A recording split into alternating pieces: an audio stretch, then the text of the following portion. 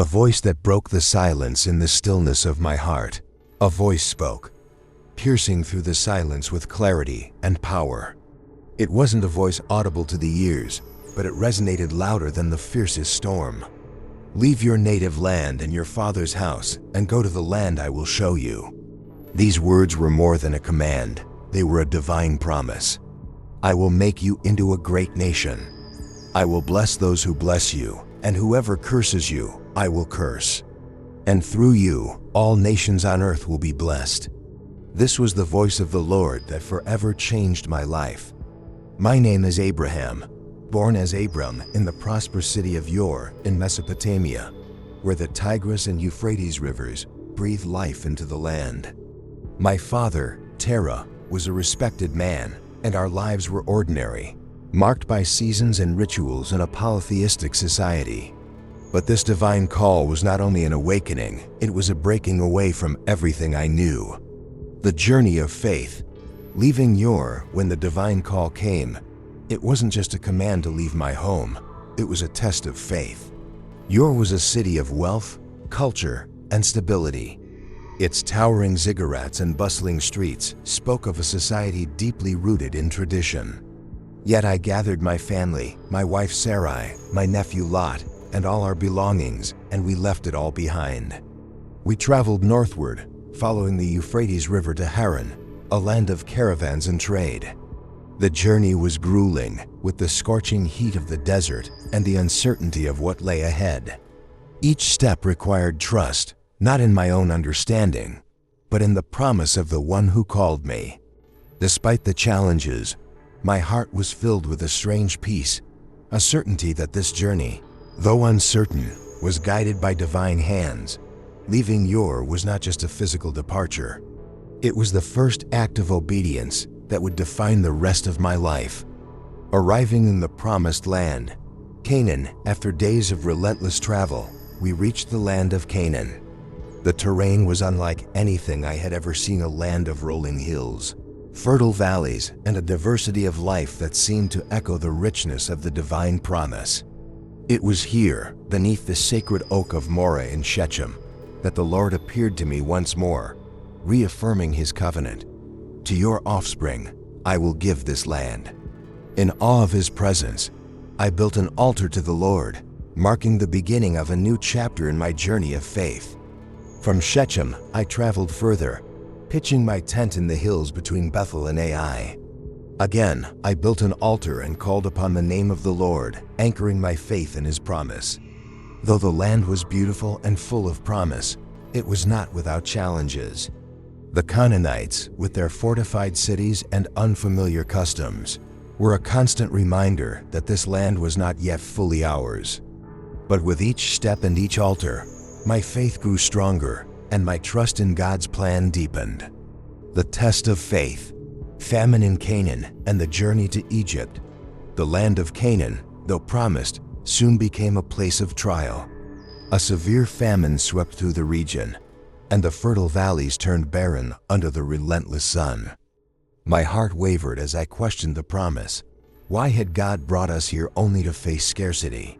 Faced with this trial, I made the difficult decision to take my household to Egypt, a land known for its abundance and the life-giving Nile. But even in Egypt, my faith was tested. Fearing for my life because of Sarai's beauty, I asked her to say she was my sister. This decision led to complications as Pharaoh took her into his palace. The Lord intervened, striking Pharaoh and his household with plagues until the truth was revealed. Pharaoh, angered but understanding the hand of God, returned Sarai to me and sent us away with more wealth than we had brought. This experience taught me a profound lesson. Even in moments of doubt, God's providence remains unshaken. Separation from Lot. A wise decision. As our journey continued, the blessings of God became evident. Both Lot and I had amassed great wealth, flocks, herds, and servants. But with abundance came challenges. The land could no longer support us together. Disputes arose between our herdsmen, and tensions grew. To preserve peace, I approached Lot with a solution grounded in wisdom and humility. Let's not have quarreling between you and me, or between your herdsmen and mine, for we are brothers. Is not the whole land before you? If you go to the left, I will go to the right. If you go to the right, I will go to the left." Lot chose the fertile plains of the Jordan Valley, lush and abundant like the garden of the Lord. He pitched his tents near Sodom, a city known for its wickedness. Meanwhile, I remained in Canaan, trusting in the Lord's promise. After Lot departed, the Lord reaffirmed his covenant, showing me the vast expanse of land that would belong to my descendants, as numerous as the dust of the earth. The sacrifice of Isaac, the ultimate test of obedience. The day came when God called me by name, and I responded, "Here I am." His next words pierced my heart. "Take your son, your only son Isaac, whom you love, and go to the region of Moriah. Sacrifice him there as a burnt offering on a mountain I will show you." It was the most profound test of my faith.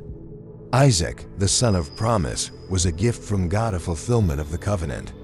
Yet I rose early the next morning, saddled my donkey, and set out with 2 servants and Isaac. For 3 days, we journeyed in silence, my heart heavy with the weight of the task. When we reached the place God had shown me, I told my servants, "Stay here while the boy and I go over there. We will worship, and then we will come back to you." With Isaac carrying the wood for the offering, we ascended the mountain together. "Father," Isaac asked, "the fire and wood are here, but where is the lamb for the burnt offering?" I replied, "God himself will provide the lamb." At the altar, with trembling hands, I bound Isaac and laid him upon the wood. As I reached for the knife, a voice called out from heaven, "Abraham, Abraham," on the boy. "Now I know that you fear God, because you have not withheld from me your son, your only son."